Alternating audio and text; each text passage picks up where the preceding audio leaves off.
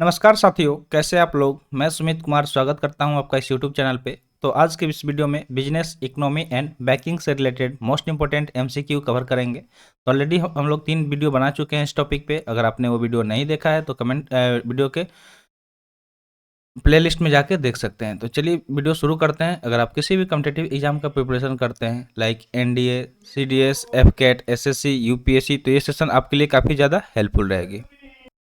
तो चलिए वीडियो शुरू करते हैं। जल्दी से लाइक कर दीजिए और चैनल पर नए हैं तो जल्दी से चैनल को सब्सक्राइब कर लीजिए। तो चलिए देखते हैं क्वेश्चन। ऑलरेडी हम लोग 30 क्वेश्चन कवर कर चुके हैं, यहाँ से 31 से शुरू करेंगे। क्वेश्चन दिया गया है कि how many characters are present in legal entity identifier. ठीक है, यहाँ पे कैरेक्टर के बारे में पूछा गया कि कितने कैरेक्टर प्रेजेंट होते हैं जो लीगल एंटिटी आइडेंटिफायर होता है, जिसको हम लोग शॉर्ट में एलईआई बोलते हैं। तो उसमें कितने कैरेक्टर प्रेजेंट होते हैं, जैसे कि सिंपली आप समझ लीजिए जो कि आधार कार्ड। ठीक है, आधार कार्ड हमारा होता है तो आधार कितना मतलब डिजिट होता है, आधार में कितने डिजिट होता है, तो आधार में 12 डिजिट होता है। तो इसी तरह से जो लीगल एंटिटी आइडेंटिफायर है तो इसमें कितने कैरेक्टर होते हैं, ये सवाल पूछा गया है। ऑप्शन दिया गया है, ऑप्शन ए है 10, ऑप्शन बी है 12, ऑप्शन सी है 15 और ऑप्शन डी है 20। तो करेक्ट आंसर अगर हम देखें कि कितने कैरेक्टर प्रेजेंट होते हैं लीगल एंटिटी आइडेंटिफायर में, तो ऑप्शन डी हो जाएगा 20। ठीक है, टोटल 20 कैरेक्टर प्रेजेंट होते हैं किसमें, तो एल ई आई में, यानी कि लीगल एंटिटी आइडेंटिफायर में 20 कैरेक्टर अवेलेबल होते हैं। जिस तरह से आप पैन नंबर भी देखते होंगे, ठीक है, तो पैन नंबर भी उसमें भी क्या होता है, इसमें कैरेक्टर अवेलेबल होता है। आधार में तो सिर्फ नंबर, इसमें सब कुछ जैसे मान लीजिए इस तरह से के जी ई इस तरह से होता है, और मान लीजिए कि इस तरह से 6851H इस तरह से रहता है। ठीक है, इस तरह से क्या होता है, पैन नंबर होता है। तो सेम वे में एल ई आई यानी कि लीगल एंटिटी आइडेंटिफायर भी होता है, तो उसके बारे में ही पूछा गया कि उसमें कितने कैरेक्टर प्रेजेंट होते हैं। नेक्स्ट क्वेश्चन है फॉक्सकॉन सब्सिडरी इंक्ड। ठीक है, Foxconn subsidiary inked R S 1600 crore deal with which state to set up electronic components manufacturing facility. तो जो फॉक्सन सब्सिडरी है, ठीक है, फॉक्सन सब्सिडरी, इसने इंक्ट किया है 1600 करोड़ का डील किया है। किस स्टेट के साथ किया है, ताकि वो सेटअप कर सके इलेक्ट्रॉनिक कंपोनेंट मैन्युफैक्चरिंग फैसिलिटी को। चलिए यहाँ पे देखते हैं, स्टेट का नाम दिया गया ऑप्शन में। Option A Maharashtra, option B है गुजरात, ऑप्शन सी है तमिलनाडु और ऑप्शन डी है कर्नाटका। करेक्ट आंसर की बात करें कि जो फॉक्सन सब्सिडरी इंक है उसने कितने 1600 करोड़ का डील किया है, किस स्टेट के साथ किया है, ताकि वो इलेक्ट्रॉनिक कंपोनेंट मैन्युफैक्चरिंग को का फैसिलिटी सेटअप कर सके। तो इसका करेक्ट आंसर ऑप्शन सी हो जाएगा, तमिलनाडु के साथ। किसके साथ किया है, तमिलनाडु के साथ। तो आपसे हम हर लेक्चर में कुछ ना कुछ सवाल पूछ लेते हैं, तो यहाँ से आपसे हम यही सवाल पूछेंगे कि प्रेजेंट सीएम और गवर्नर तमिलनाडु के कौन है। बस ये सवाल आपको पता करना है कि जो तमिलनाडु है यहाँ के प्रेजेंट सीएम और गवर्नर कौन है, आपको पता करके कमेंट सेक्शन में बताना है। तो चलिए देखते हैं नेक्स्ट क्वेश्चन। नेक्स्ट क्वेश्चन दिया गया कि HSN code 8471 which was seen in the news. ठीक है, जो HSN कोड है 8471, जिसको हाल ही में न्यूज़ में देखा गया। ठीक है, इसको हाल ही में न्यूज़ में देखा गया। तो आगे पूछा जा रहा है कि includes which category of products in trade. तो ये किस कैटेगरी ऑफ प्रोडक्ट को ट्रेड में शामिल करता है। ठीक है, किस कैटेगरी ऑफ प्रोडक्ट, यानी कि प्रोडक्ट की कैटेगरी के बारे में पूछा जा रहा है कि कौन से प्रोडक्ट का कैटेगरी है जो ट्रेड में शामिल करता है ये कोड। तो चलिए ऑप्शन देखते हैं। HSN कोड कितना है, 8471, ये इसी के बारे में पूछा गया है। तो ऑप्शन है मेडिकल डिवाइसेस, ऑप्शन बी है इलेक्ट्रॉनिक गैजेट्स, ऑप्शन सी है वैक्सीन्स और ऑप्शन डी है फूड प्रोडक्ट्स। तो इसमें से यहाँ पे दिया गया है, मतलब प्रोडक्ट का अलग अलग कैटेगरी दिया गया है, इसमें से चूज करना है। तो करेक्ट आंसर अगर हम देखें तो ऑप्शन बी हो जाएगा इलेक्ट्रॉनिक गैजेट्स। जो HSN कोड 8471 है, ठीक है, जिसको हाल ही में न्यूज़ में देखा गया, ये क्या करता है, इंक्लूड करता है इलेक्ट्रॉनिक गैजेट्स को ट्रेड कैटेगरी में। ठीक है, ये क्या करता है, उसे इंक्लूड करता है। अगला सवाल है as per the recent monetary policy committee. ठीक है, यहाँ पे रिसेंट मॉनेटरी पॉलिसी कमेटी के हिसाब से पूछा जा रहा है कि उसके अनाउंसमेंट के हिसाब से पूछा जा रहा है कि what is the repo rate as of August 2023।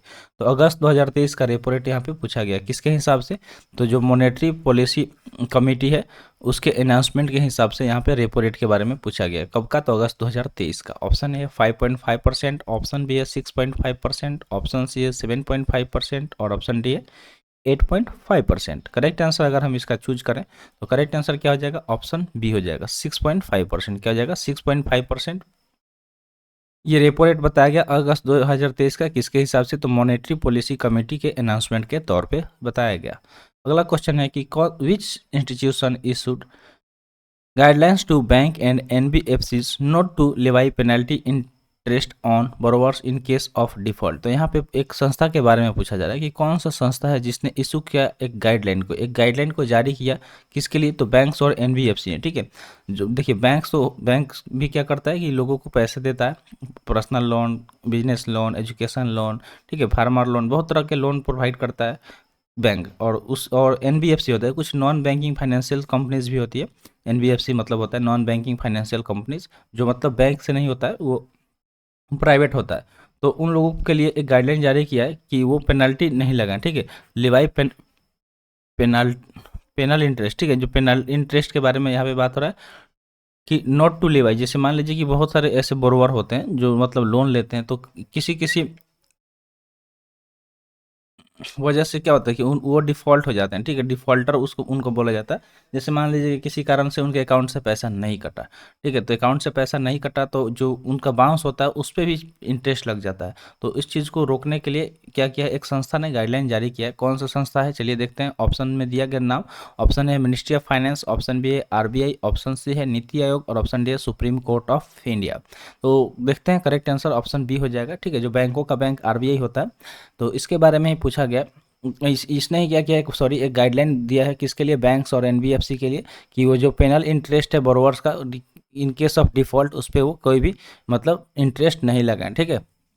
तो चलिए आरबीआई से एक चीज़ और, प्रेजेंट नॉर्मल आपसे पूछ लेते हैं कि अभी प्रेजेंट गवर्नर कौन है, ठीक है। प्रेजेंट गवर्नर कौन है, आरबीआई के प्रेजेंट गवर्नर कौन है, आपको बताना है कमेंट सेक्शन में। तो आगे बढ़ते हैं अगले क्वेश्चन की तरफ। अगला क्वेश्चन है इंटरनेशनल फाइनेंस कॉरपोरेशन, जिसको हम लोग आईएफसी बोलते हैं शॉर्टकट में।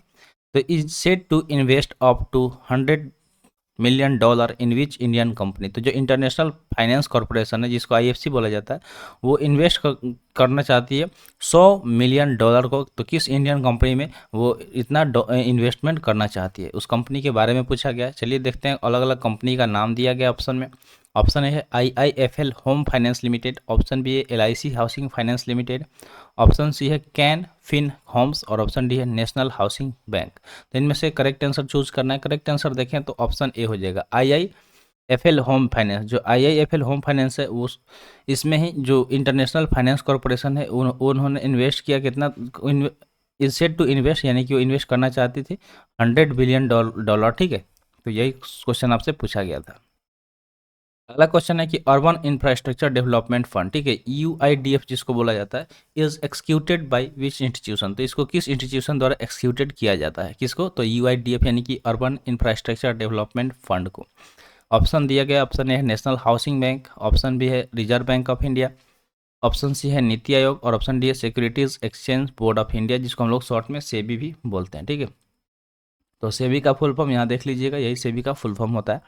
तो चलिए करेक्ट आंसर देखते हैं कि अर्बन इंफ्रास्ट्रक्चर डेवलपमेंट फंड को किस इंस्टीट्यूशन द्वारा एक्सिक्यूट किया जाता है। तो करेक्ट आंसर ऑप्शन ए हो जाएगा नेशनल हाउसिंग बैंक। जो नेशनल हाउसिंग बैंक है, वही क्या करता है, एक्सिक्यूट करता है यूआईडीएफ को, यानी कि अर्बन इंफ्रास्ट्रक्चर डेवलपमेंट फंड को एक्सिक्यूट किया जाता है नेशनल हाउसिंग बैंक द्वारा।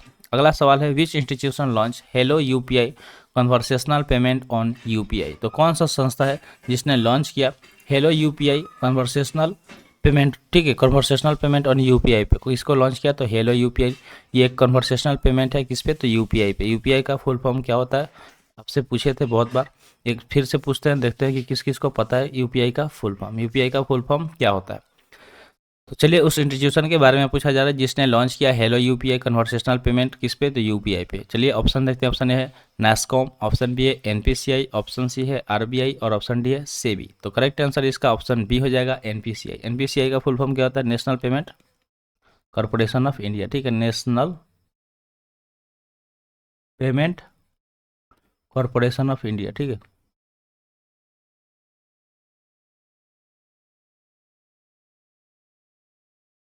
National payment corporation of India इसका फुल फॉर्म है।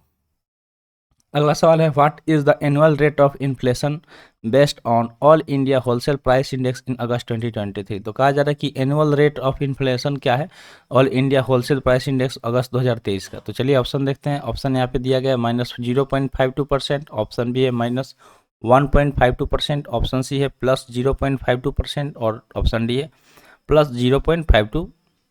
परसेंट। तो करेक्ट आंसर अगर इसका हम देखें तो करेक्ट आंसर इसका क्या हो जाएगा, तो ऑप्शन ए हो जाएगा -0.52%। ठीक है, यहाँ पे जो ऑप्शन सी है और डी है वो सेम हो गया, तो इसको किसी को एक 4 कर लीजिएगा।